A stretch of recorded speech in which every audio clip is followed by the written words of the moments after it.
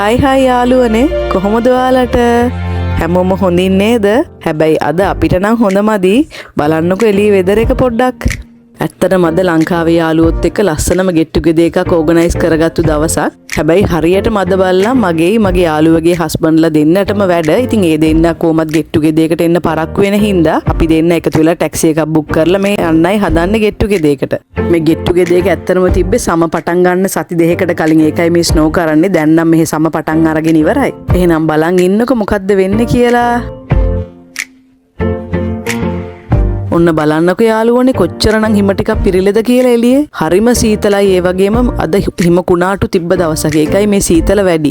හොඳම දේ කියන්නේ මමයි මගේ යාළුවයි මේ ජැකට්ස් නැතුව යන්නේ. අපි දෙන්න වාහනේ ගිහිල්ලා බහිනවා නේද කියලා ජැකට්ස් එහෙම ඇඳගත්තෙත් නැහැ. ජැකට්ස් නැතුව තමයි මේ යන්නේ. මේ දේ කවුරුත් කරන්න එපා. මම නම් කියන්නේ ස්නෝ කාලේ වින්ටර් කාලේ ස්පෙෂලි ජැකට්ස් නැතුව කොහෙවත් අපි යන්න හොඳ නැහැ. මොකද අපිට අතරමඟදී මොනවාද වෙන්නේ කියන එක අපි දන්නේ නැහැ නේ යාළුවනේ. ඉතින් මේක අපි කරපු ලොකු වැරද්දක්, ලොකු පාඩමක් අපිට ඇත්තටම.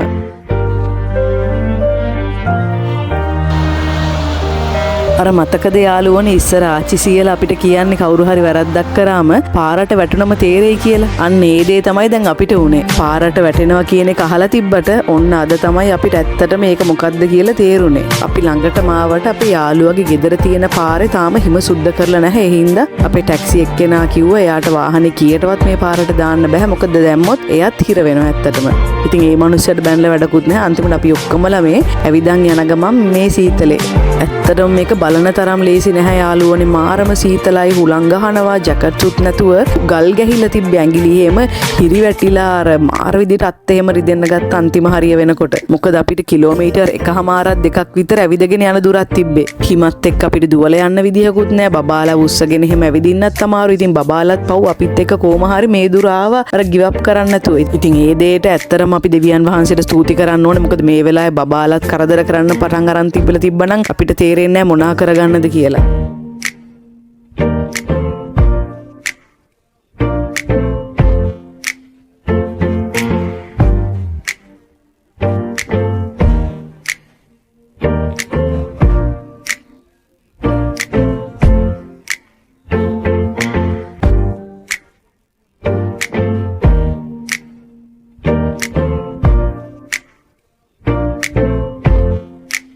දැන් යාළුවයි ගෙදර ආපු ගමන් අපිට හොට් චොක්ලට් එකකුත් හම්බුණා. ඒකත් උණුවෙන්ම බීලා හැමෝත් එක්කම ඉතින් කයිවාරු ගහන්න පටන් ගත්තා.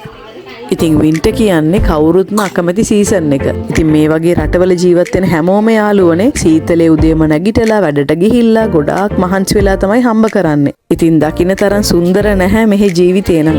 ඉතින් මේ වගේ රටවලට ඇවිල්ලා යාළුවනේ සෑහෙන මහන්සි වෙලා ඒ වගේම සෑහෙන කට්ටක් කාලා තමන්ගේ ලංකාවේ පවුලත් බලන අයව අපි අනිවාර්යෙන් අගය කරන්නම ඕනේ. ඒ වගේ තමන්ගේ හැමදේම කැප කරගෙන තමන්ගේ ෆැමිලි එක ගොඩ දාන්න හදන හැමෝටම හරියන්නම ඕනේ කියලා අපි හැමෝම ප්‍රාර්ථනා කරමු.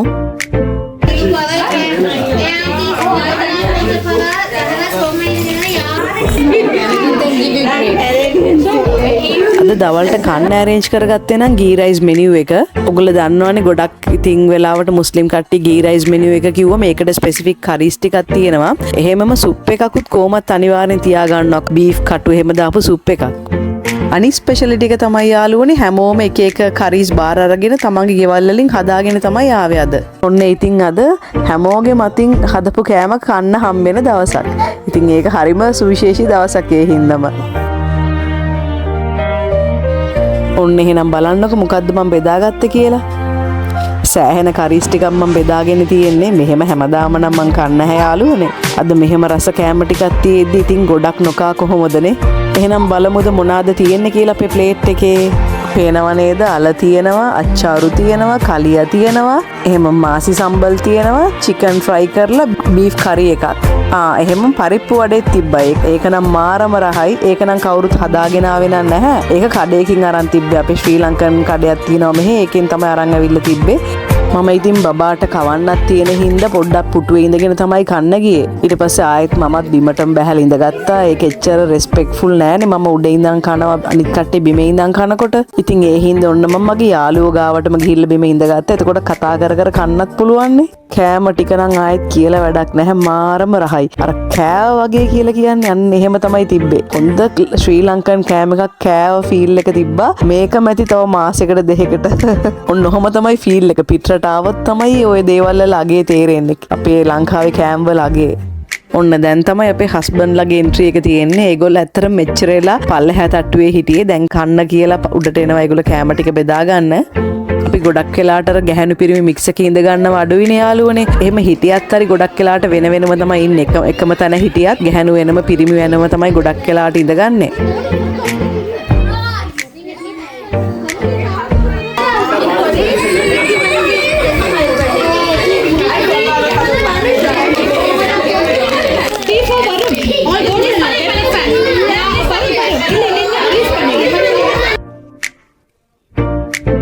ඔන්න පේනව නේද යාළුවනේ අපිට වැඩි සතුටින් ඉඳලා තියෙන අපේ හස්බන්ඩ්ලා.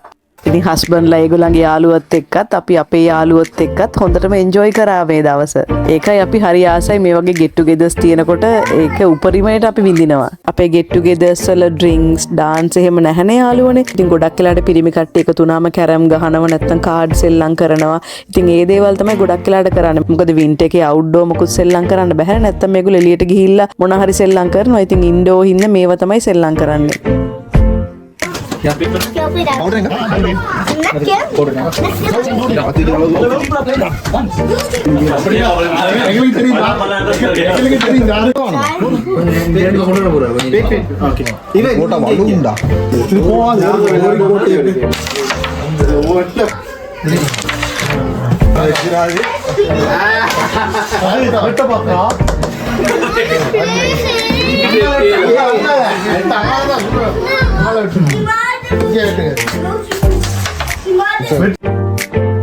මට අමතක වුණානේ සුප් එක කන වෙලාවේ බෙදා ගන්න. ඊට පස්සේ කාලි ඉවර වෙලා තමයි මම සුප් එක අන්තිමටම බෙදාගත්තේ. සුප් එකත් ආයෙත් කියලා වැඩක් නෑ. මාරම රහයි. අර හැම જાතිය මෙලවලු දාලා මස් කටු දාලා ඒ වගේ මසුත් තිබ්බා. ඒ කටු වල ගොඩාක් මසුත් තිබ්බා. ඒ හින්දා මාරම රහයි සුප් එකත්. ආයෙත් ඉතින් වෙන මොකුත් කන්න බඩේ ඉඩ නැහැ. ඒත් බඩේ ඉඩ තියාගන්න එපා. ඩෙසර්ට් කන්නත් තියෙනවනේ.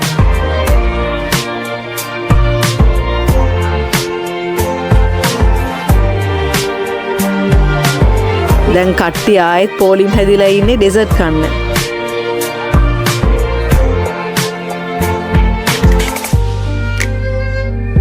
ඇත්තටම යාළුවනේ අද වීඩියෝ එක එච්චර දිග නැහැ. මොකද අද අපිට කරන්න ගොඩාක් දේවල් තිබ්බේ නැහැ. එළියේ ස්නෝ කරලා තිබ්බ හින්දා. ඉතින් අපි කරපු හැමදේම තමයි මම ඕගලන්ට කැප්චර් කරලා පෙන්නුවේ. ඉතින් හැමදාම වගේම යාළුවනේ අදත් අපේ ගැදරින් එක හරිම සිම්පල්. ඒ වුණාට මේ මොමන්ට් එක අපි උපරිමයට එන්ජොයි කරා. ඉතින් අපි හැමෝම ආසමත් මේ විදිහට තමයි යාළුවනේ. දැන් ඉතින් ඔක්කොමලා සර්ව සම්පූර්ණව කාලා බීලා ඉන්නේ. දැන් තියෙන්නේ ගෙවල් බලා පිටත් වෙන්න. තව මේ හිම කුණාටුවක් නැත්තම් වෙන මොනා හරි දෙයක් කඩා පහත් වෙන්න කලින් දැන් ගෙවල්ලා පිටත් වෙන්න තියෙන්නේ ඉක්මනටම.